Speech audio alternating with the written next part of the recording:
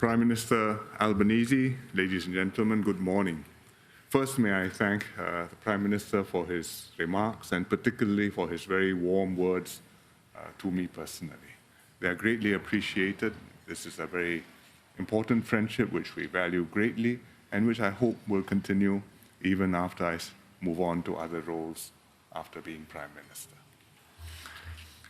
I'd also like to thank the Prime Minister for hosting our annual leaders meeting today and for his warm hospitality to our delegation. It's very good to be back in Australia again, and especially in this beautiful city of Melbourne. The Prime Minister and I affirm the good progress we have made in our comprehensive strategic partnership, the CSP. Over the last 9 years, we've jointly completed more than 110 initiatives across the 6 pillars of cooperation in the CSP. And we greatly appreciate, first of all, Australia's strong and long-standing support for the Singapore Armed Forces military training in Australia, which has gone on now for much more than 30 years. Our economic ties are robust. Singapore is Australia's 7th largest trading partner and 5th largest foreign investor. We are updating the CSP with fresh and groundbreaking areas of cooperation, for example, on the digital and green economies. We are happy that the Singapore-Australia Green Economy Agreement, signed only 18 months ago, has made significant progress. We signed an MOU on a green and digital shipping corridor, including building a zero or near zero greenhouse gas emission fuel supply chain on the shipping routes between Singapore and Australia, which will boost efforts by both countries to reach net zero.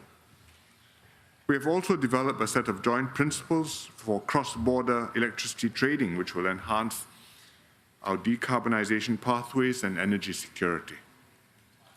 Next year, 2025, will be the 10th anniversary of the CSP and the 60th anniversary of diplomatic relations between Singapore and Australia. There is still much more that our two countries can and should do together. After all, we are natural partners with complementary economies and compatible worldviews and strategic perspectives on the region and on international affairs.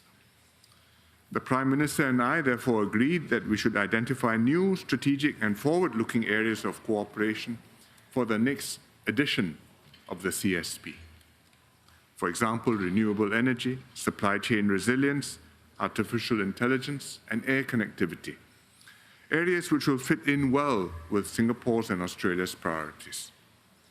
We've tasked our ministers and officials to develop an ambitious work plan for this next phase of the CSP by the time the leaders conduct their annual leaders meeting next year.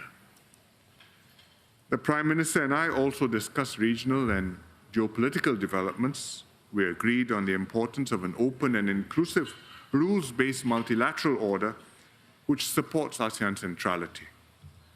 I welcomed efforts by Prime Minister Albanese and his government to deepen engagement of Southeast Asia, including through its Southeast Asia Economic Strategy in 2040. Singapore has long supported Australia strengthening its links with Southeast Asia, and we will always continue to do so.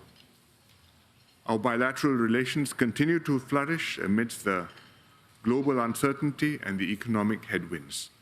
I'm confident that together we'll take these relations to better heights, to greater heights, and I look forward to a successful ASEAN-Australia Special Summit tomorrow. Thank you. Thank you very much.